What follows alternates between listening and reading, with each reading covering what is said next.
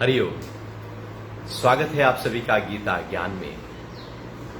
आज से हम अध्याय 17 शुरू कर रहे हैं और इस अध्याय का नाम है श्रद्धा त्रय विभाग योग। एक अनूठा अध्याय जहां पर अर्जुन का कुछ प्रश्न खड़ा हो गया। प्रश्न खड़ा हो गया क्योंकि भगवान इससे पहले चर्चा करते आए थे कि जो शास्त्र विधि को त्याग कर कर्म करते हैं वो नीचे की तरफ गिरते हैं। तो अर्जुन के अंदर एक जिज्ञासा उठी और 17वें अध्याय का जो पहला श्लोक है, अर्जुन बोले, हे कृष्ण, जो मनुष्य शास्त्र विधि को छोड़कर श्रद्धापूर्वक पूजन करते हैं फिर उनकी निष्ठा कौन सी है? सात्विकी, राजसी या तामसी? शास्त्र विधि को छोड़कर जो श्रद्धापूर्वक पूजन करते हैं उनकी निष्ठा कौन सी है? सात्विकी, राजसी या तामसी? अब इस अध्याय में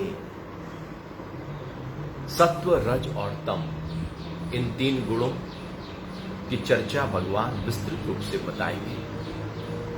यज्ञ, तप, दान जो सात्विक, राजसिक और तामसिक अलग अलग होते हैं, वो अलग अलग व्यक्तियों के अलग अलग होते हैं। तो ये सत्व, रज, तम, क्योंकि पूरा ब्रह्मांड, पूरी सृष्टि इन सत्व, रज और तम के आधार पर बनी है। ये तीनों गुण ब्रह्मांड के हर जगह पर कण कण में व्याप्त हो गए। ऐसा कोई भी स्थान नहीं जहां पर ये तीनों गुण विद्यमान ना हो। ये तीनों गुण चूंकि कण कण में विद्यमान हैं, तो हमारे अंदर भी ये तीनों गुण ही विद्यमान है। हमारा पूरा जीवन इन 3 गुणों के आधार पर होता है। हमारे शरीर की स्थिति, शरीर की क्रियाएं इन 3 गुणों के आधार पर होती है। मन की सारी क्रियाएं 3 गुणों के आधार पर होती है। बुद्धि के सारे निर्णय 3 गुणों के आधार पर होते हैं। अहंकार भी 3 गुणों के आधार पर बढ़ जाएगा। 3 गुण जिनको हमें समझना होगा, जो एक तरह से ब्रह्मा, विष्णु और महेश, इलेक्ट्रॉन, न्यूट्रॉन और प्रोटॉन की तरह सृष्टि में समाये हुए हैं और कार्य कर रहे हैं। 3 गुण, जिसमें तम गुण एक ऐसा गुण है जिसका काम है अंधकार, जिसका काम है आलस्य, निद्रा, तंद्रा, रोकना, अधोगति देना, जिसका काम है नीचे की तरफ गिराना, जिसका काम है मन को बिल्कुल गहरे अविद्या में ले जाना, अंधकार में ले जाना, अज्ञान में ले जाना। इसलिए तमगुण आलस्य और निद्रा का प्रतीक है। हमारी दिनचर्या में हम दिन भर जो काम करते हैं, थक जाते हैं, तो तमगुण ही है जो हमारे अंदर हमें नींद देता है। यदि तमगुण ही ना हो तो नींद आ नहीं सकती। रजोगुण ही बढ़ा हो तो मन दौड़ता ही रहेगा। तो तमगुण नींद देता है, रोकने का कार्य कर रहा है। कोई भी चीज जो गति करती है वो केवल गति ही करती रहे और रुके ना, तो वो अव्यवस्था पैदा हो जाएगी। यहां पर रुकने की क्रिया तमगुण है। यदि हम बाहर देखें तो पेड़ जो है, जो टहनियां हैं, वो नीचे की तरफ झुकने लगती है। फल नीचे की तरफ गिरने लगता है। कोई ऊपर से चीज फेंको, नीचे की तरफ आने लगती है। आप ऊपर ढाल पर बैठ जाओ, अपने आप को छोड़ दो, नीचे की तरफ आ जाओगे। ये नीचे की तरफ जो गति है, ये तमगुण के कारण से होती है और ये खुद ब खुद इसमें कुछ करने की जरूरत नहीं, बस ये आप छोड़ दीजिए चीजों को, ढीला छोड़ दीजिए, वो तमगुण समा जाएगा। आप कुछ करना बंद कर दीजिए, आप सो जाओगे, आप आलस्य में चले जाओगे। तमगुण चूंकि रोकने का कार्य करता है, ब्रेक की तरह है। साइकिल में आप दौड़े चले जा रहे हैं, पेंडल मार रहे हैं, वो रजगुण है, साइकिल दौड़ी जा रही है। अब साइकिल ना रुके, दौड़ती ही रहे, तो वो तो फिर खतरनाक हो गई। तमगुण अब उसको रोकने का काम करेगा, ठहराने का काम करेगा। मन दौड़ता रहे तो व्यक्ति पागल हो जाए। तमगुण मन को ठहराने का काम करेगा, या यूं कहें कि उसको आलस्य में, निद्रा में, तंद्रा में ले जाने का काम करेगा और तोड़ देगा लगातार दौड़ते हुए मन की उस श्रृंखला को, सिलसिले को। बड़ा महत्वपूर्ण है तमगुण। तीनों गुण ही महत्वपूर्ण है, अपने आप में खूबियां लिए हुए हैं, इसलिए तो वो है। तो तमगुण चूंकि अधोगति की ओर इशारा करता है, बिखरेपन की ओर इशारा करता है, तो मन की वो सारी स्थितियां, अवस्थाएं जहां पर एक बिखरापन पैदा होता है, वो तमगुण के आधार पर होगा। एक चिड़चिड़ापन है और बिल्कुल उदासी है, हताशा है, निराशा है, डिप्रेशन है, पूरी तरह से बुद्धि जो है वो काम ही नहीं कर रही है, पूरी तरह से क्या बिल्कुल भी काम नहीं करती, जिसको कहते हैं जड़ बुद्धि हो गया है, तो एक्टिविटी खत्म हो गई उसकी। तो मन के स्तर पर जब तमगुण भारी होता है तो व्यक्ति जो है वो अधोगति की तरफ जाने लगता है, और जिसके कारण से उसको फिर दुख प्राप्त होने लगते हैं। तमगुण जब मन में छाता है तो मन में वो जो गति है, सक्रियता है, वो खत्म हो जाती है। तमगुण जब मन में छाता है तो मन पूरी तरह से अहंकार से भर जाता है, अज्ञान से भर जाता है। तामसिक व्यक्ति अर्थात अब वो हिंसा की तरफ चला जाएगा, अब वो चोरी की तरफ चला जाएगा, अब वो कुकृत्य की तरफ चला जाएगा, अब वो भोग के सबसे निचले स्तर पर पहुंच जाएगा। सबसे निचले स्तर पर पशुवत की तरह जब व्यक्ति जीवन जी रहा हो तो समझो कि तमगुण बढ़ा हुआ है। और ये मन में तमगुण रहता ही है, कभी भी आ जाता है। हम कभी भी डिप्रेस हो जाते हैं, परेशान हो जाते हैं, सोचने लगते हैं, हमारा मुंह लंबा हो जाता है। अभी तो हम बहुत अच्छी तरह से कार्य कर रहे थे, बैठे बैठे एकदम हम कहते हैं अरे बस छोड़ो। क्या हो जाता है अचानक? ये तमगुण ही है जो भारी होकर हमें भारी कर देता है। तमगुण का वजन सबसे ज्यादा होता है क्योंकि वो भार है। व्यक्ति यदि तामसिक हो जाए, परेशान हो जाए, मन के स्तर पर डिप्रेस हो जाए, हताश हो जाए, निराश हो जाए, वो क्रोध के गहरे स्तर पर पहुंच जाए, लोभ के गहरे स्तर पर पहुंच जाए, काम वासना के गहरे स्तर पर पहुंच जाए, तो उसकी ऊर्जा पूरी तरह से इम्बैलेंस होने लगती है और वो अपने आप को भारीपन महसूस करेगा। आपने देखा होगा ऐसे बहुत सारे व्यक्ति घूमते फिरते, वॉक करते, टहलते हुए बाजार में, कुछ व्यक्ति आपको बहुत ही हल्के दिखाई देंगे, ऊर्जा से भरे हुए, चेहरे पर प्रसन्नता है।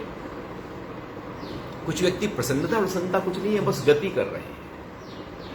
कुछ ऐसे हैं बस ऐसे चल रहे हैं जैसे पता नहीं कितना सारी धरती का बोझा इन्हीं के ऊपर डाला हुआ है, सारे देश यही संभाल रहे हैं। इतना कंधे झुके होते हैं, गर्दन झुकी होती है, बस जैसे धंसी जाएंगे जमीन के अंदर। इतना भार कहां से आ गया?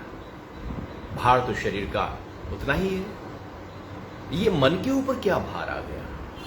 तमगुण है जो मन के ऊपर भार की तरह, बोझ की तरह, बोरी की तरह बैठ जाता है और वो अच्छे खासे व्यक्ति को एकदम ऐसे भारी कर देता है, मन से भारी कर देता है। हम भी कभी कभी मन से भारी हो जाते हैं। ऊर्जा वो दिखती ही नहीं है, वो कहीं पास्ट में हम चले जाएंगे, कोई फ्यूचर में हम जाकर परेशान होने लगेंगे, भय में चले जाएंगे, दुख में चले जाएंगे, मतलब बैठे बैठे इधर उधर जाकर हम भारी हो जाएंगे।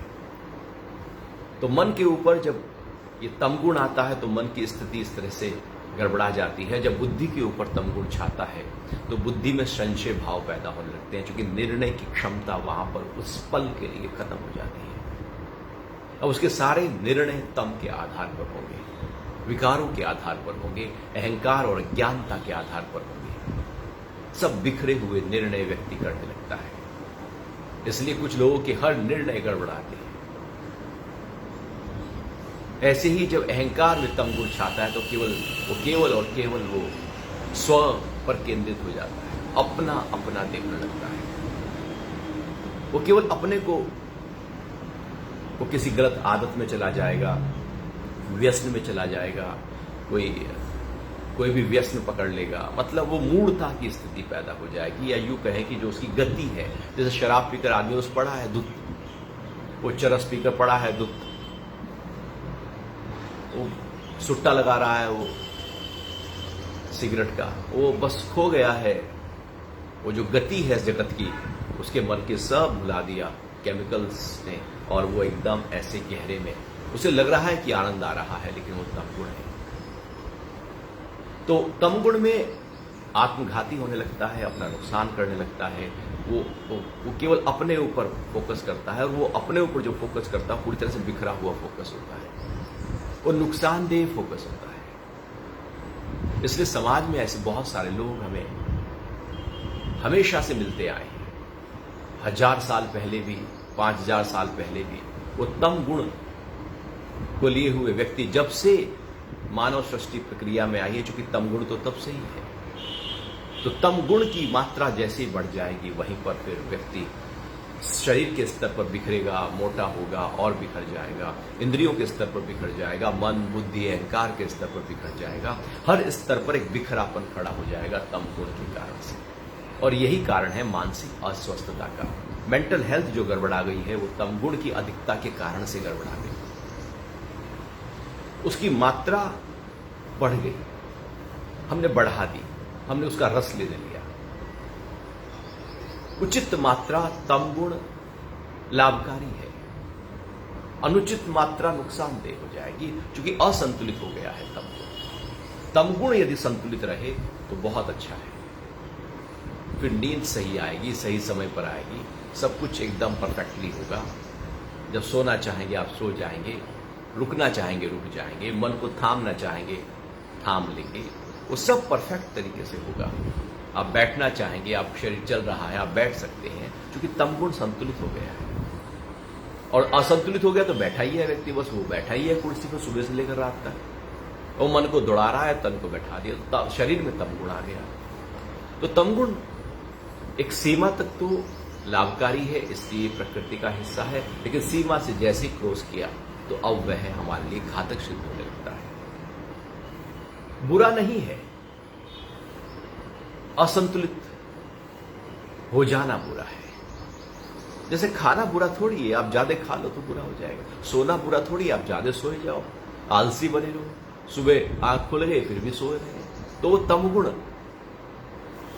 जो है जब वो अधिक मात्रा में होने लगता है तो वो शरीर को बीमार करेगा।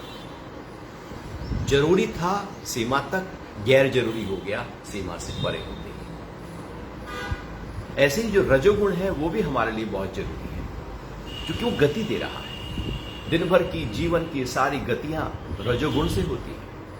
हमारी आंख देखती है, दौड़ती है, विषयों की तरफ जाती है, कान सुनते हैं, हम बोलते हैं, सारी गति होती है। सुबह से लेकर रात तक हम सब एक्टिविटी करते रहते हैं, कुछ ना कुछ करते रहते हैं। मन भी दौड़ रहा है, बुद्धि भी कुछ निर्णय में लगी हुई है, शरीर भी कुछ वॉक कर रहा है, चल रहा है, एक्सरसाइज कर रहा है। ये जो एक्टिविटी है ये रजोगुण से होती है। यदि एक्टिविटी ना हो तो फिर तो गड़बड़ा गया मामला। तो जीवन जो चलता है वो रजोगुण की गति के आधार पर चल रहा है। जीवन की जीवंतता रजोगुण के आधार पर हमको नयापन देती रहती है। इतने सारे ख्याल मन के स्तर पर जो छाते हैं वो भी रजोगुण के आधार पर ख्याल छाते रहते हैं। तो रजोगुण भी जरूरी है, गति जरूरी है, और तमोगुण भी जरूरी है। दोनों ही बहुत जरूरी है। एक व्यवस्था के अनुसार दोनों का होना बहुत जरूरी है। लेकिन इनका संतुलित दोनों का संतुलन ही सत्वगुण है। तम का प्रयोग कितना, रज का प्रयोग कितना, जब ये आ गया तो समझो कि सत्वगुण व्यवस्थित हो गया। दोनों का संतुलन हो जाना, ये बहुत ही होश है, ये बारीकी है जीवन में कि ना इधर रजोगुण ज्यादा है ना तमोगुण ज्यादा है, ना रजोगुण कम है ना तमोगुण कम है, जितना चाहिए उतना है।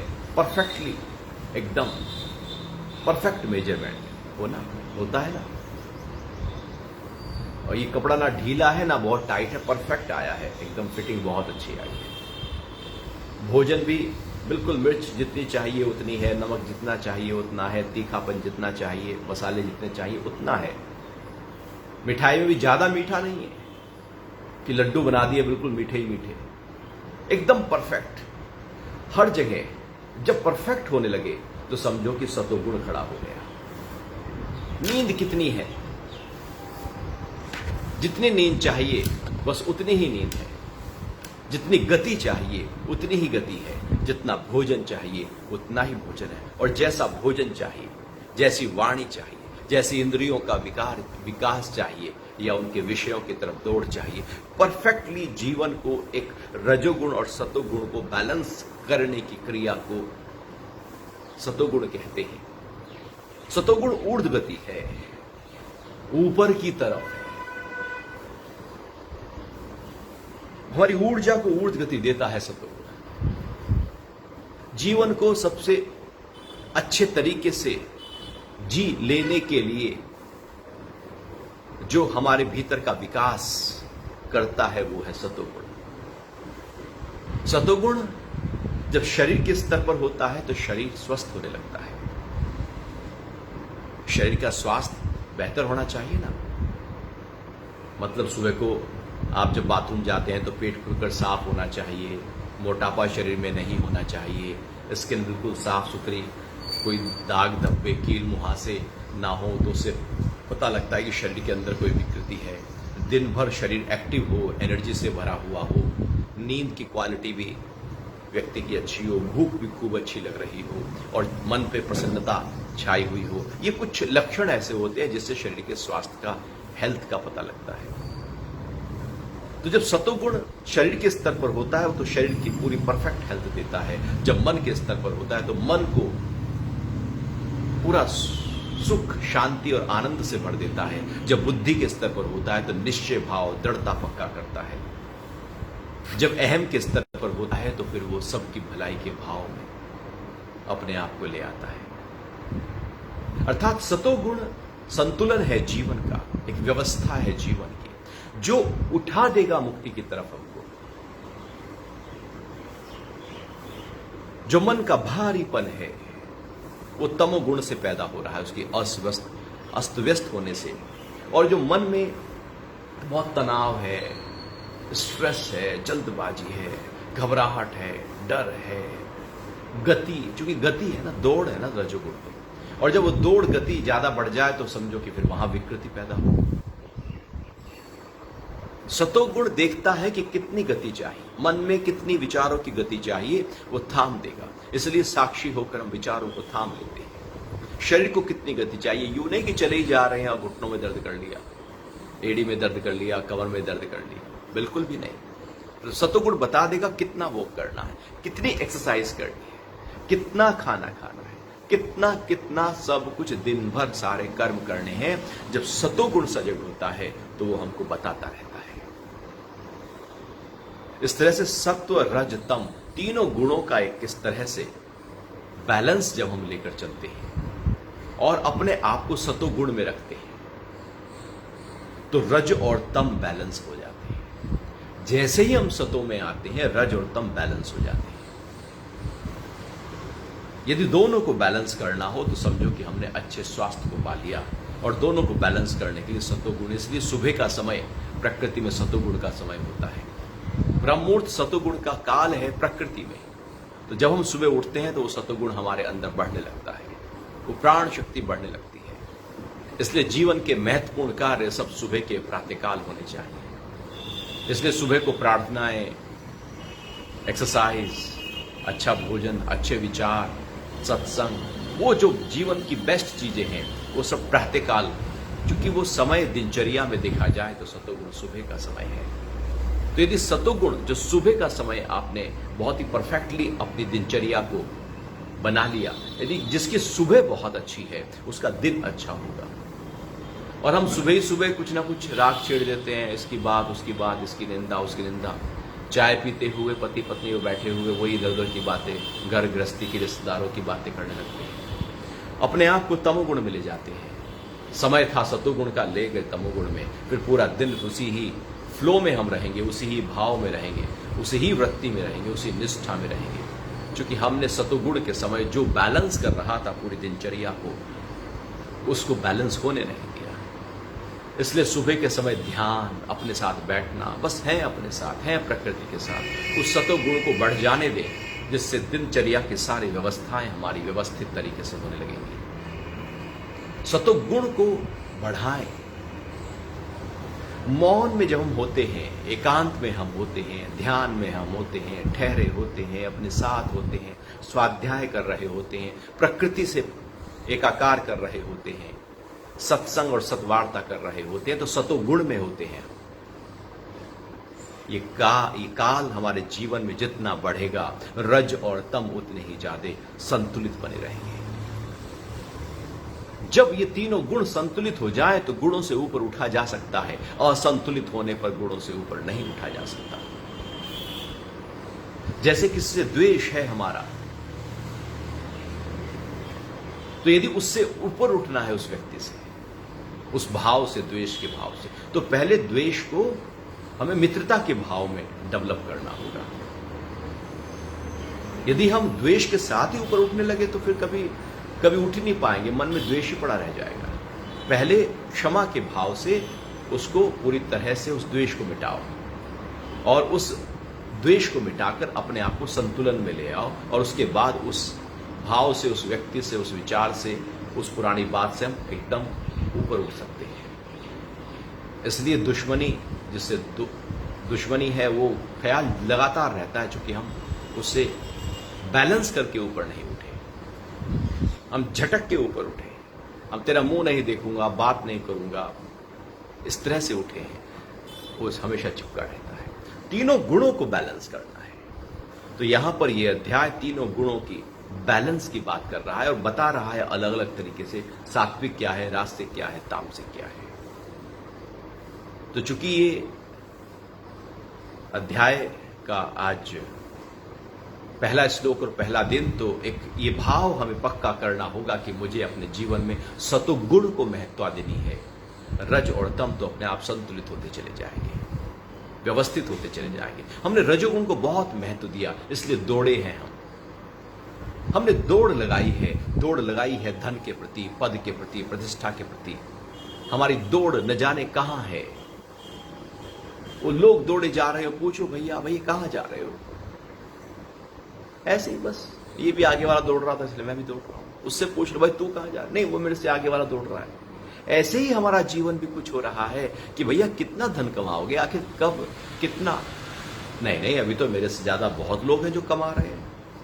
चलो उनसे पूछ लो भाई, जिन्होंने ज्यादा कमा लिया उससे, भाई कितना कमाओगे? अरे बाबूजी अभी तो कुछ भी नहीं कमाया, अभी तो जीवन में पता नहीं क्या क्या सोचा हुआ है। देखो उसे, देखो कितना उसने कमा लिया है। अच्छा उससे जाके पूछो तो वो कहेगा नहीं अभी तो बाबूजी और बहुत कमाना है। तो एक दौड़ है जो कभी खत्म नहीं होती, अंधी दौड़ है जिसमें आंखें नहीं है, बस दौड़े जा रहे हैं। कहां जा रहे हैं कुछ नहीं पता। एक समय ऐसा आएगा, एक अंधा कुआं आएगा, व्यक्ति उसमें डूब जाएगा। धन तो आ जाएगा लेकिन जीवन की जीवंतता कहीं चली जाएगी। लाइफ स्टाइल तो आ जाएगा लेकिन लाइफ कहीं खो जाएगी। अपने जीवन को सतोगुण के आधार पर जीना है। जीवन जीने के मायनों को समझना है। यदि उसको हमने समझा ही नहीं तो फिर तो जो लोग कर रहे हैं वही हम कर रहे हैं। लोग भी दुखी हैं, परेशान हैं, तनाव में हैं, पीड़ा में हैं। हम भी वही होने वाले हैं। जिन्होंने कमाया उनसे जाके तो पूछो, तुम्हारी दिनचर्या में कितनी बार ठहाके होते हैं, कितनी बार प्रसन्नता होती है, आनंद होता है, हल्की फुल्की बातें होती हैं, कितनी बार दिन भर परिवार के लोगों के साथ आप अटखेलिया करते हैं, मौज मस्ती करते हैं, कितनी बार आप नाचते हैं दिन में, पूछो जाकर उनसे। वो कहेंगे धन ही समझ नहीं रहा है, संभल नहीं रहा है, इसकी व्यवस्था करनी है। अरे कैसी बात कर रहा है हंसी की, इसको संभालना है। पहले कमाने पर लगा दिया, फिर संभालने पर लगा दिया, जीवन यूं ही चला गया।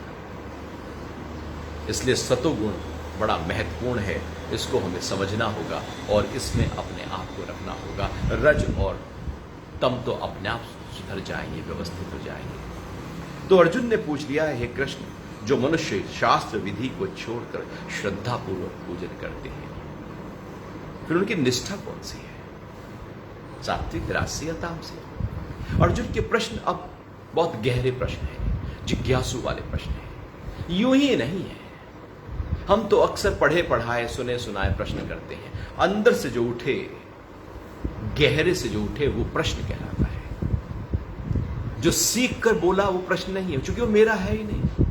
प्रश्न यदि मेरा नहीं तो प्रश्न का उत्तर भी बेकार है, उस उत्तर को पाने की जरूरत भी नहीं है, क्योंकि वो उत्तर आएगा भी, क्योंकि प्रश्न आपका नहीं था तो समाधान आपका हो नहीं सकता।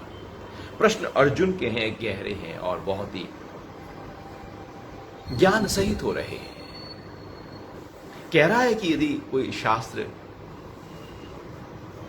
विधि को त्याग कर श्रद्धा पूर्वक पूजन करता है, उसकी श्रद्धा है, परमात्मा में श्रद्धा है, लेकिन शास्त्र विधि नहीं है, शास्त्र सम्मत नहीं है, तो कौन सा है वो? सात्विक है, राजसिक है, तामसिक है? तो भगवान कह रहे हैं कि दूसरा श्लोक है, देहधारियों की श्रद्धा उनके स्वभाव से उत्पन्न होने के कारण सात्विकी, राजसी और तामसी 3 प्रकार की होती है, उसको तुम मुझसे सुन। अभी जो सत्व गुण बढ़ा है अंदर, उस समय जो श्रद्धा पैदा हो रही है वो सात्विक श्रद्धा है। रजोगुण बढ़ा होने पर राजसिक है और तमोगुण बढ़ा होने पर तामसिक है। और ये 3 गुण ही है जो कभी ये बढ़ा है, कभी वो बढ़ा है, पेंडुलम की तरह। रज और तम में ही हम झूलते रहते हैं। सत्व तो जैसे तराजू का पलड़ा है और पलड़े के तराजू है, उसके 2 पलड़े हैं और बीच में संतुलन की डंडी है। एक सत्व है, एक रज है और संतुलन की डंडी, एक तम है, एक रज है और संतुलन की डंडी सत्व है। तो यदि बैलेंस हो गए, जो बचा वो सत्व बचा। तो व्यक्ति के अंदर फिर 3 ही रहेंगे। हमारे अंदर भी दिन भर आप देखना, कभी कभी सत्वगुण बढ़ा होगा, मतलब कोई बिल्कुल पूरी तरह से जीवन संतुलित होगा, कभी रजोगुण में हम बहुत गति कर रहे होंगे और कभी बिल्कुल आलसी होकर, मूढ़ होकर, अज्ञानी की तरह बिल्कुल डिप्रेस, निराश, हताश, चोरी चकारी, हिंसा, झूठ बोलना, उसमें हम गति कर रहे होंगे। तो कभी तमोगुण बढ़ा होगा हमारा, कभी केवल अपने अपने अपने भले के लिए बात कर रहे होंगे, तमोगुण बढ़ा है।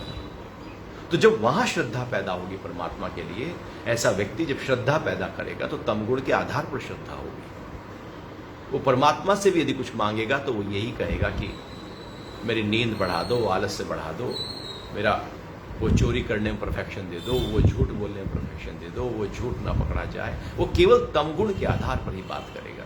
वो निराशा, हताश, दुखी व्यक्ति क्या बात करेगा, क्या परमात्मा से मांगेगा? तो तमगुण के आधार पर जब हम परमात्मा का पूजन करते हैं तो वृत्ति ही वैसी है, तो उससे ऊपर नहीं हो सकते। फिर रजोगुण के आधार पर हमें धन चाहिए, हमें पद चाहिए, हमें गति चाहिए, हमें बहुत आगे बढ़ना है, पता नहीं कहाँ जाना है, ये तो खैर किसी को नहीं पता जाना कहाँ है। कोई लिख के भी नहीं रखता कि आखिर मुझे धन कितना कमाना है। वो लिख के रखे और जब उतना कमा ले तो वहां से हट जाए। लेकिन हम तो लगे पड़े हैं आंधी दौड़ में, बड़े बड़े भी निकल गए हैं यहां से। उसकी एक सीमा होती है। जीवन बहुत कुछ है, धन बिल्कुल ना कुछ की तरह महत्वपूर्ण है एक सीमा तक, उसके बाद जीवन महत्वपूर्ण हो जाता है। जीवन तो हर काल में महत्वपूर्ण है, लेकिन धन चूंकि आवश्यकताओं की पूर्ति करनी है तो महत्वपूर्ण है। लेकिन धन ही महत्वपूर्ण हो गया तो परिवार छूट जाता है, स्वास्थ्य छूट जाता है, जीवन छूट जाता है, जीवंतता छूट जाती है, प्रसन्नता छूट जाती है, आध्यात्म छूट जाता है। जो महत्वपूर्ण है जीवन से वो सब छूटता चला जाता है। इसलिए जो धन की तरफ दौड़ रहे हैं जिनके पास धन नहीं है। जो गरीब है वो अध्यात्म की तरफ जाना बड़ा मुश्किल होगा। यदि वो जाएंगे तो वो अंधविश्वासी की तरफ चले जाएंगे। इसलिए हमेशा से राजयोग की बात कही गई है, राजाओं के योग की बात कही गई है, क्योंकि जिन्होंने पा लिया है धन अब उस तरफ तो नहीं जाएंगे ना। अब तो वहां से वो हट गए हैं, विरक्त हो गए हैं, पा लिया है जो पाना था, अब तो उसको पाएंगे, उस सुख को पाएंगे जो धन से नहीं मिला, पद से नहीं मिला, प्रतिष्ठा से नहीं मिला। उस सुख को पाएंगे जो सारी जगत के सब कुछ मिल गया है लेकिन वो सुख नहीं मिला, तो वो अध्यात्म की तरफ जाते हैं। जब वो जाते हैं तो रियल में जाते हैं। बाकी व्यक्ति जाता है तो वो तो अध्यात्म में भी धन की ही बात करेगा, वो तो पद की ही बात करेगा। उससे विरक्ति, इसलिए जगत के पदार्थों से यदि विरक्ति हो जाए तो अध्यात्म की ऊंचाइयों पर जाया जा सकता है, अन्यथा अध्यात्म की तरफ जाते हुए भी जगत के पदार्थ खड़े रहते हैं। तो जब अंदर से राजसिक भाव उठा हुआ है और धन धन धन खड़ा है, पद खड़ा है, तो व्यक्ति मंदिर जाएगा, परमात्मा को पूजेगा, थाली लेकर जाएगा, पूजा की थाली लेकर जाएगा, कुछ दक्षिणा रखेगा और जाके मांग लेगा धन, मांग लेगा पद, क्योंकि वो राजसिक भाव से गया है। अब उसके अंदर राजसिक भाव चल रहा है तो रज से ऊपर उठेगा कैसे? वो तो केवल और केवल मांगेगा धन। अक्सर हम यूं ही करते हैं, वो राजसिक श्रद्धा है हमारा पूजन राजसिक आधार पर हो रहा है। या जो पूरी तरह से जीवन में संतुलित है तो उसके अंदर सात्विक भाव पैदा हो गया है।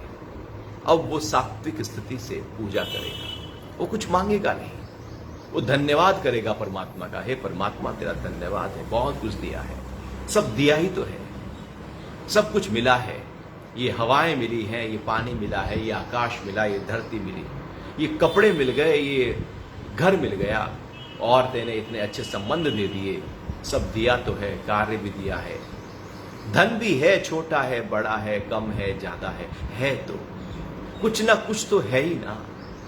ऐसा तो नहीं कि बिल्कुल भी नहीं है। यदि कुछ भी नहीं है बाहर का तो ये शरीर तो है ही ना, महत्वपूर्ण है शरीर, इसका स्वास्थ्य दिया है, मन तो दिया है ना, बिखरा हुआ तो नहीं है ना, पागल तो नहीं है ना, बुद्धि तो है ना, सब कुछ है। तो वो सात्विक व्यक्ति कहेगा वाह परमात्मा तेरा धन्यवाद है, वो धन्यवाद करेगा परमात्मा का। जाकर रजोगुण वाला कुछ मांग लेगा और तमोगुण वाला तो यदि वो करेगा भी तो मूढ़ता के साथ ही पूजा करेगा।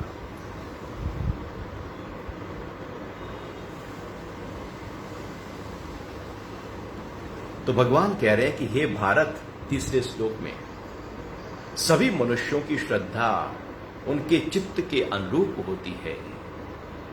यह पुरुष श्रद्धामय है, जैसी जिसकी श्रद्धा है वह स्वयं भी वही होता है। अब हमारे अंदर जो चल रहा है, हम उसके अलावा कुछ और नहीं। इसलिए जो जुआ खेलने लगता है व्यक्ति, उसे जुआरी कह देते हैं, और वो जुआरी के अलावा कुछ नहीं, जबकि बहुत कुछ है, लेकिन अब उसको जुआरी कहेंगे। शराब पीने वाले को शराबी कहेंगे, चरस लेने वाले को चरसी कहेंगे, गांजा लेने वाले को गंजेड़ी कहेंगे। क्यों? क्योंकि अब वो वही हो गया। भगवान कह रहे हैं अब वो वह स्वयं भी वही हो जाता है, अब वो कुछ और नहीं होगा, क्योंकि उसके अंदर ही वो चल रहा है। वो जो धन कमाने पे लगा हुआ है उसको धनी कहेंगे, जो बाहर की तरफ उसकी वृत्ति है, दौड़ है, उसको वही नाम दे दिया जाता है, क्योंकि अब उसके परे कुछ और नहीं है, उसके परे नहीं है, उसी में ही उलझ गया है। जैसी श्रद्धा है, जैसा भाव है, जैसी ऊर्जा अंदर से पैदा हो रही है, सत्व है, रज है, तम है, अब हम वही हो गए हैं। या तो हम सात्विक हैं, या रास्तिक हैं, या तामसिक है। कहते हैं ना बड़ा तामसिक व्यक्ति है यार, ये तो बिल्कुल नॉनवेज ही खाता रहता है, शराब ही पीता रहता है, इतना तम गुण बढ़ा हुआ है, तामसी है, सोता ही रहता है, आलसी है, तामसी है। क्योंकि अब वो उसी रूप में ढल गया, अब उसको तामसी कहा, क्योंकि उसके अलावा वो नहीं है। वो सुबह उठ जाने के बाद भी सो रहा है तो उसको सात्विक नहीं कहेंगे, वो तामसिक ही कहलाएगा। क्योंकि अंदर जो श्रद्धा पैदा हुई है वही श्रद्धा के आधार पर व्यक्ति वही हो जाता है। जैसे हम सामान्यतः देखते हैं, उसने इंजीनियरिंग की पढ़ाई की तो उसे इंजीनियर कह दिया, डॉक्टर की तो डॉक्टर कह दिया। वो तो जब पढ़ाई की है वो सारा आरोपण हो जाता है, पूरी तरह से बाहर से अब व्यक्ति वही बन जाता है, उसके अलावा वो रहता ही नहीं है। तो ये जो श्रद्धा है हमारी, तो ये महत्वपूर्ण हो गई, क्योंकि इसी के आधार पर ही हमारी सारी पहचान होने वाली। सोसाइटी में भी सब हमारी उसी ही अंदर की वृत्ति के आधार पर लोग जानेंगे कैसा है, ये चोर चकार है, मक्कार है, ये छिचोरा है, क्या है ये।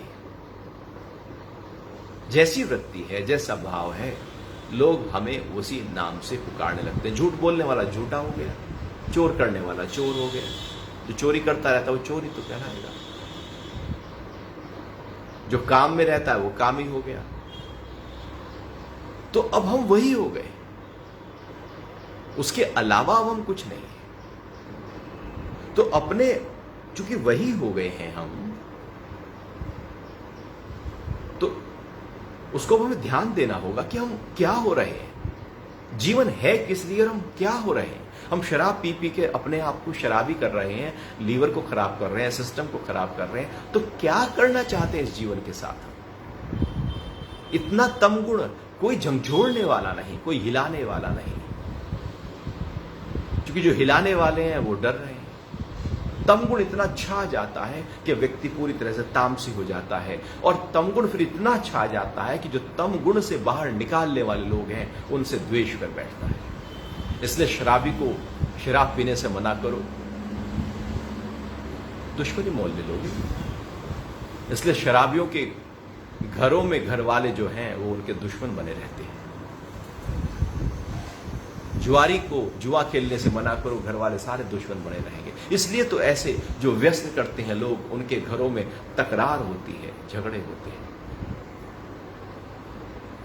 वो झगड़े इसी बात के हैं, एक उसमें पूरी तरह से डूबा पड़ा है और एक उसको निकालना चाह रहा है, एक रस्सा कसी है, कश्मकश है, एक विरोध की अवस्था लगातार खड़ी है। तो हमें देखना होगा कि हम अपने जीवन के साथ क्या करना चाहते हैं। जो हम सोचते हैं, जैसी वृत्ति होती है, जैसे कर्म होते हैं, वैसे ही हम होने वाले हैं। इसलिए तो हम अच्छी पढ़ाई करते हैं जिससे हमारे ऊपर एक डॉक्टर का ठप्पा लग जाए, इंजीनियर का ठप्पा ले जाए, या एक बिजनेसमैन का ठप्पा लग जाए, कुछ ऐसा लग जाए जो अच्छा लगे। लोग नेता बनना चाहते हैं क्योंकि उसके ऊपर ठप्पा लग जाए, राजनेता है। कुछ ऐसा करना चाहते हैं कि लोग हमको अच्छी नजरों से देखें। हम लगे हैं उसी में, अपने लिए नहीं बल्कि लोग क्या कहें उसके लिए हम जी रहे हैं। इसलिए अपने अंदर अंधकार भरा होता है और केवल लोगों की परवाह कर रहे होते हैं। सात्विक व्यक्ति लोगों की परवाह नहीं करता, क्योंकि वो संतुलन में खड़ा है अपने। वो जो कर रहा है वो उचित ही होगा, वो सर्वश्रेष्ठ होगा, उससे बेहतर कुछ हो नहीं सकता, क्योंकि उसने संतुलन को साध लिया है, सम्यकता को साध लिया है, उसने मध्यम मार्ग अवस्था को पकड़ लिया है, बैलेंस हो गया है। अब कुछ भी शब्द, कोई भी कर्म उसका ना गत होगा, ना अव्यवस्थित होगा, ना कम ज्यादा होगा। तो जो हम करते हैं, जो वृत्ति है, जो श्रद्धा है, सात्विक राजसिक तामसिक, हम वही होने वाले हैं। तो क्यों ना अपने उस होने को ही ठीक कर लो, अपनी उस वृत्ति को ध्यान दो। और योग के सारे अभ्यास क्या कर रहे हैं, हमें उस तम गुण की इम्बैलेंस स्थिति से बाहर निकाल रहे हैं। रजोगुण का जो इम्बैलेंस है वो भी उससे बाहर निकाल रहे हैं और सतोगुण की तरफ लेकर जा रहे हैं। जैसे एक ट्राइंगल होता है, त्रिकोण होता है, ऊपर टॉप पर जो कोना है वो सतोगुण की तरह है। तो योग के सारे अभ्यास, प्रार्थनाएं, ध्यान, प्राणायाम के अभ्यास, समरसता, अहिंसा का भाव, सत्य का भाव, चोरी न करने का भाव, ब्रह्मचर्य का भाव, अपरिग्रह का भाव, ये शौच, संतोष, तप, स्व का अध्ययन, ईश्वर के प्रति प्रार्थना का भाव, ये सब सतोगुण को बढ़ाने की प्रक्रियाएं हैं। और योग इन्हीं पे बल दे रहा है। आप इन पर जाओ, सतोगुण बढ़ने लगेगा। और यदि सत्वगुण बढ़ गया तो बैलेंस हो गया पूरा जीवन। अन्यथा इम्बैलेंस जीवन तनाव में, थकान में, निराश में, हताश में, दुखी और भय में निकल जाता है। क्या जीवन दुख के साथ जी जाने के लिए मिला है? क्या शराब में अपने आप को झोंक देने के लिए मिला है? क्या जुआ खेल लेने के लिए मिला है? क्या पूरी तरह से क्रोध कर लेने के लिए मिला है? क्या झूठ बोलने के लिए मिला है? उससे होगा क्या? आखिर आज तक इतना क्रोध किया, मिला क्या? आज तक इतना शराब पिया, हुआ क्या? उस समय का मजा है, लेकिन है तो सजा। उतना यदि गुणगान किया होता तो स्थिति कुछ और होती, जीवन कुछ और ऊंचे स्तर पर। जैसे बिल्डिंग के सबसे ऊंचे स्तर पर आप रह रहे हो तो दूर दूर तक का जो दृश्य है वो दिख रहा है आपको। पहाड़ी की चोटी पर चढ़कर आप दूर एकदम विशालता में अपने आप को ले आते हैं। इसलिए पहाड़ अच्छे लगते हैं, क्योंकि वहां दूर दूर तक कुछ नहीं है, विशाल हो जाते हैं आप। क्योंकि हम विशाल हैं, वो पहाड़ी एक सहायता देती है उस विशालता तक हमें ले जाने के लिए। समुद्र के पास जाकर अच्छा लगता है क्योंकि वो विशालता देते हैं। आकाश को देखकर अच्छा लगता है क्योंकि विशालता देते हैं। ये विशालता सत्वगुण के आधार पर पैदा होती है। तो इसलिए अपने जीवन को बड़े संभाल कर जियो, अपनी वृत्ति को, अपनी श्रद्धा को व्यवस्थित करो, क्योंकि भगवान कह रहे हैं, हे भारत, सभी मनुष्यों की श्रद्धा उसके चित्त के अनुरूप होती है। यह मनुष्य श्रद्धामय है। रज, तम और सत्व, ये तीन, ये जो त्रिपुटी है, ये जो तीन है, इनसे जुड़ा हुआ है। इसके अलावा नहीं, इस सहित है। जैसी जिसकी श्रद्धा है वह स्वयं भी वही होता है और कुछ भी नहीं होता। तो इसलिए अपनी श्रद्धा को ठीक कर लो, हम वैसे ही हो जाएंगे। मन को साध लो, मुनि हो जाएंगे। शरीर को साध लो, हम स्वस्थ हो जाएंगे। अपनी ऊर्जा को व्यवस्थित कर लो, हम सिद्ध हो जाएंगे। जो कर रहे हो वही ठप्पा लग रहा है, वही बन रहे हो। तो वो करो जो सबसे ऊंचा हो। जो निचला स्तर है वो क्यों करें? उसके लिए तो बहुत लोग हैं, वो उसी में लगे हुए हैं, उससे निकल ही नहीं पा रहे हैं। इस तरह से 17वें अध्याय के 3 श्लोक आज हुए। फिर भगवान और आगे अब चर्चा शुरू करेंगे सात्विक, राजसिक और तामसिक 3 गुणों की। अभी समय है थोड़े से प्राणायाम का, थोड़ा ध्यान के अभ्यास किया। तो एक बार जरा खड़े हो जाते हैं, बहुत देर हुई बैठे बैठे, खड़े हो जाए।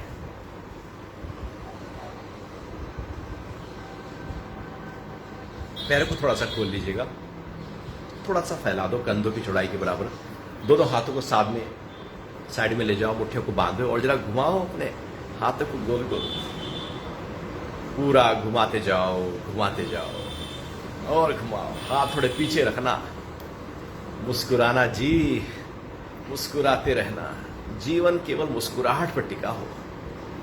फिर बदल कर दी, हाँ, आप भी मुस्कुराओ और घर वालों को भी। जहां आप जाओ वहां मुस्कुराहट ही मुस्कुराहट बिखेरो। जैसे फूल जहां जाता है खुशबू ही बिखेर देता है। छोड़ दीजिएगा, हाथ कंधों के ऊपर ले आए और कोहनी आगे मिलाएं, ऊपर पीछे नीचे आगे, पूरा घुमाते हुए अपनी कोहनियों को। सांस भरते रहिए, निकालते रहिए, पूरा भरिए, पूरा निकालिए। फिर बदल कर भी पूरा आगे, नीचे, पीछे, ऊपर घुमाते जाओ। मुस्कुराहट को चेक करते रहना भैया। अंगुलियां फंसा लो, हाथों को सिर के पीछे ले जाओ, एक तरफ पूरा खींचो, पूरा खींच लीजिएगा। कंधे पर खिंचाओ, हाथ उठाकर दूसरी तरफ खींच लीजिए, पूरा खींचे, यहां रोकें, फिर दूसरी तरफ पूरा खींच लें, रोक दें और फिर से बदल कर खींचे और रोकें। बीच में लाकर हाथ को टाइट करें और उठाएं ऊपर और फिर नीचे, फिर से ऊपर, पूरा ऊपर और नीचे, फिर से ऊपर और नीचे। धीरे से हाथों को नीचे ले आइए, कंधों को ऊपर, नीचे, पीछे, आगे गोल गोल घुमा ले जरा। सांस पूरा भरो, निकालो, फिर बदल कर भी जी।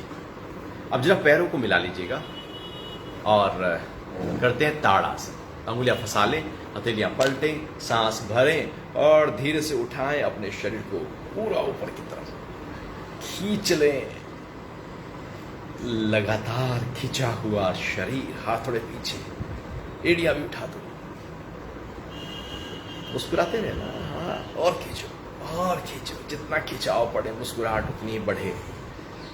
विपरीत परिस्थितियां जब जगी हो ना जीवन में, तब अपने उस संतुलितता को कभी ना छोड़ना, खींच के रखो और फिर धीरे से हाथों को नीचे ले आइए। पैरों को थोड़ा खोल लीजिए, हाथों को पीछे पकड़ लीजिएगा, कमर के पीछे, और थोड़ी कमर को मोड़ दो पीछे, सिर मोड़ दो, कमर मोड़ दो, थोड़ा सा मोड़ कर रखो। गले पर खिंचाव पड़ने दो, कंधे पीछे चले गए, लंग्स फैल गए। धीरे से वापस। जो दिन भर झुककर चलते हैं, गर्दन झुकाकर रखते हैं, दिन भर झुककर ही काम करते रहते हैं, उनका पोस्चर गड़बड़ा जाता है। ये आसन हमारे पोस्चर को ठीक करेगा। बार बार दिन में 2-3 बार करने से आपके कंधे पीछे की ओर रहेंगे, आपका सीना उभरा हुआ रहेगा और सिर जो है, जो आगे की ओर झुक रहा था, क्योंकि मसल्स कमजोर हो जाती हैं, पीठ की मांसपेशियां कमजोर हो जाती हैं, जिसके कारण से एकदम आगे की ओर हम झुक जाते हैं, पोस्चर ठीक हो जाएगा। चलिए बैठ जाएंगे आराम से, बैठ जाते हैं। कुछ प्राणायाम का अभ्यास। सीधे बैठे हैं, कमर सीधी, गर्दन सीधी, आंखों को बंद कर लें और अपने ध्यान को सांसों के ऊपर ले आइए। पूरा सांस भरें और निकालें।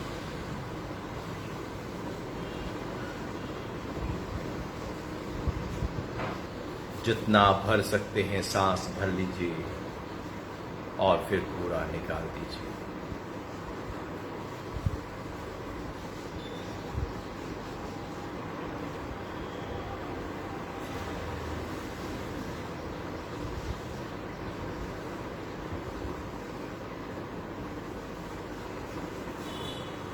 अधिक से अधिक भरा सांस और फिर निकला सांस।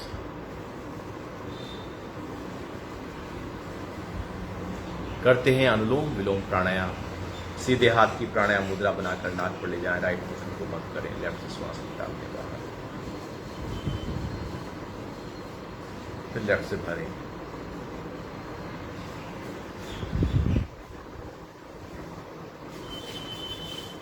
और राइट से निकाल दें। धीरे धीरे सांस का भरना और सांस का निकलना।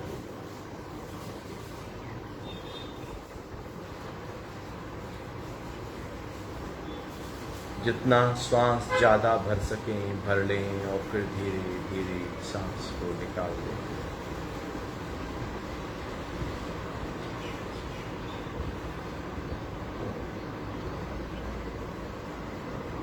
पूरा सांस निकाल दीजिए, पूरा भर लीजिए।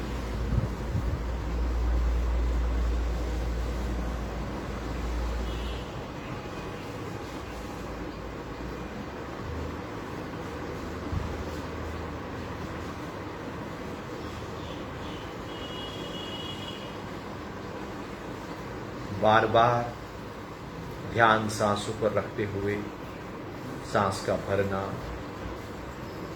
और सांस का निकलना हो रहा है। मन में भाव है कि जो भी मंगल है, शुभ है, वो मेरे भीतर प्रवेश कर रहा है। जो अमंगल है, अशुभ है, विषाक्त है, विजातीय है, वो सब बाहर निकल रहा है। स्वास्थ्य बढ़ रहा है और विकृति दूर हो रही है। एक दृढ़ संकल्प हो स्वस्थ होने का। ये संकल्प हमारे स्वास्थ्य को बेहतर कर देगा। जब डर होता है कि ये बीमारी ना हो जाए, वो ना हो जाए, तो बीमारी बढ़ने लगती है। जब स्वास्थ्य का संकल्प बढ़ता है तो बीमारी दूर होने लगती है।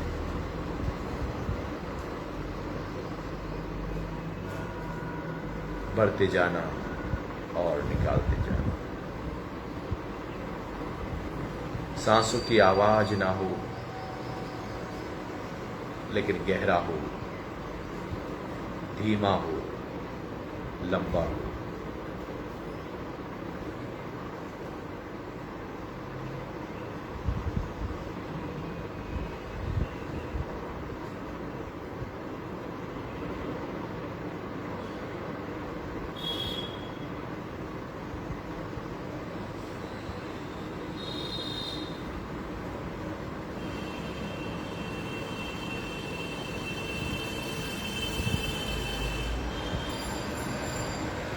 मन को तनाव मुक्त करने में मन की जल्दबाजी, घबराहट, दौड़, ख्यालों की जमावड़ा दूर कर देगा। तमोगुण की जो वृद्धि रहती है, आलस्य रहती है, थकान रहती है, ऊर्जा की कमी अनुभव होने लगती है, क्रोध, झूठ और असत्य की तरफ हम जाते हैं, उसको भी यह अभ्यास दूर करेगा। चूंकि सतोगुण को बढ़ा रहा है, संतुलित कर रहा है तीनों गुणों को। एक से भरा, दूसरे से निकला, फिर दूसरे से भरा और पहले से निकाल दिया। अंत में राइट से भरकर लेफ्ट से निकाल दीजिए। हाथ को नीचे ले आए, मुस्कुराता हुआ चेहरा है, शांत भाव है। मानो मन अमन हो गया, ठहर गया। करेंगे उज्जाई प्राणायाम। सांस जब भरें तो गले की मांसपेशियों को टाइट कर लेना। सांस पूरा भरते जाना एक घर्षण से, उसके बाद लेफ्ट नोस्ट्रल से श्वास को निकालना होगा। ये अभ्यास लगातार बार बार करेंगे।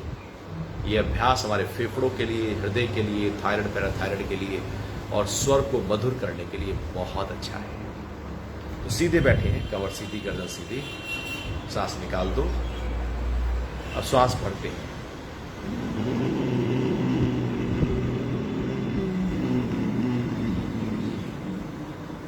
घर्षण करते हुए भर लिया और लेफ्ट से निकाल दो।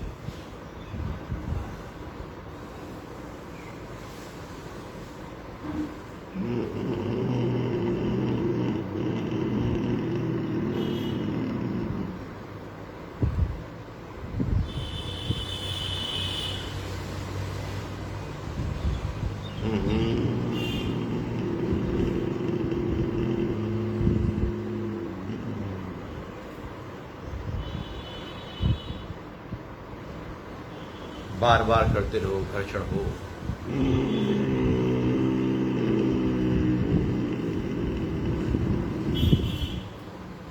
लेफ्ट से निकाल दीजिए।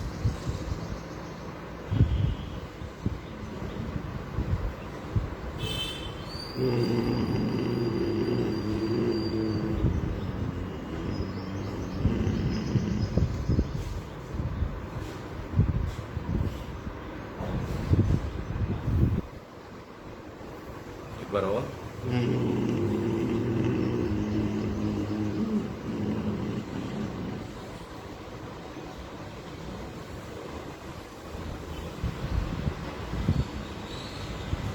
छोड़ देते हैं। हाथ नीचे आराम से बैठे हुए, बंद आंखें। फिर से पूरा सांस भरें और निकालें। जितना भर सकते हैं भर लें और फिर पूरा निकाल दें।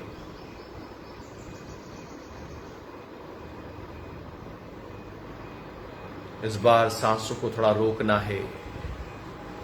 सांस भरें और कुछ देर के लिए रोक कर बैठ जाएं। ध्यान को माथे के बीच आज्ञा चक्र पर रखना।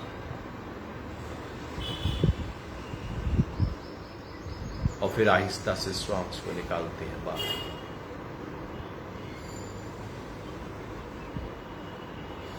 फिर भर लें।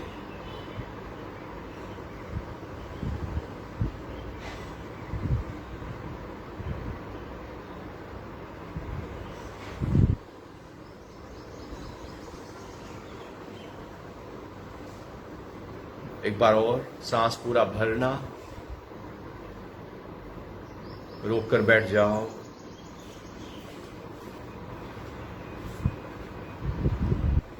और फिर आहिस्ता आहिस्ता निकाल देना सांस को बाहर।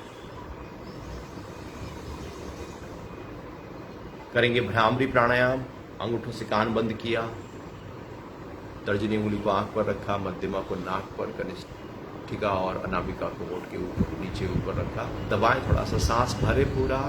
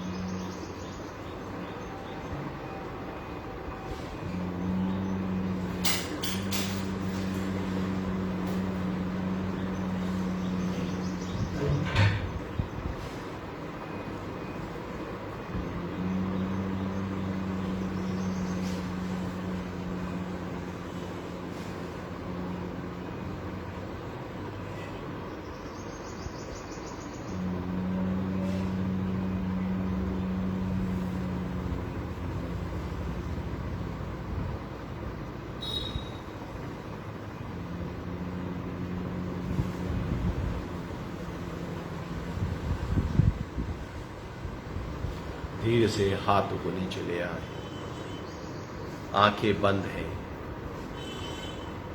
और बैठे रहे आराम से। ठहर जाएं।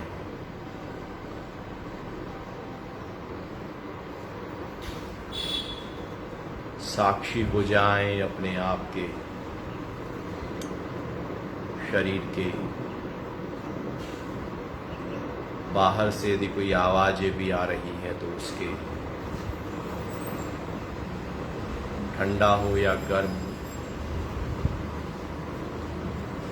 हर चीज के साक्षी होकर हम बैठे हुए हैं।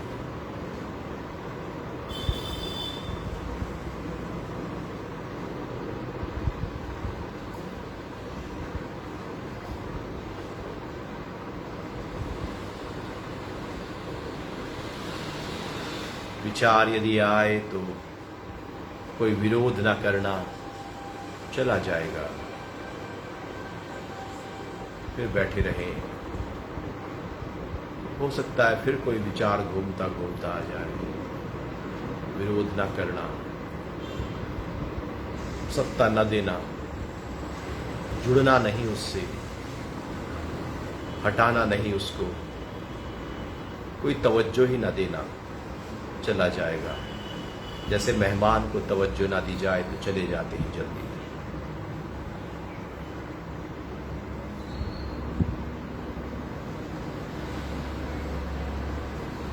शांत भाव करते हैं ओम का जाप। सांस भर लीजिए।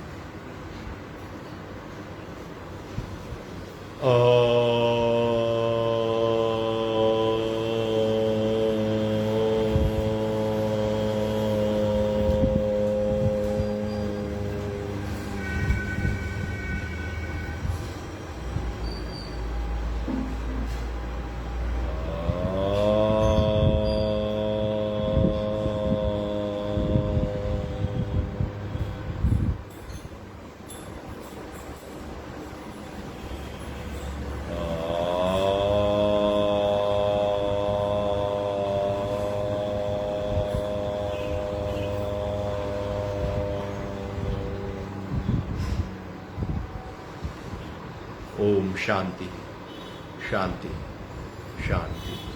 हथेलियां रगड़ लेते हैं, गर्म कर लें, आंखों के ऊपर रख लें, ढक लें, हथेलियां हटा लेते हैं, आंखें खोल लेते हैं। हरिओम। आज के लिए इतना ही।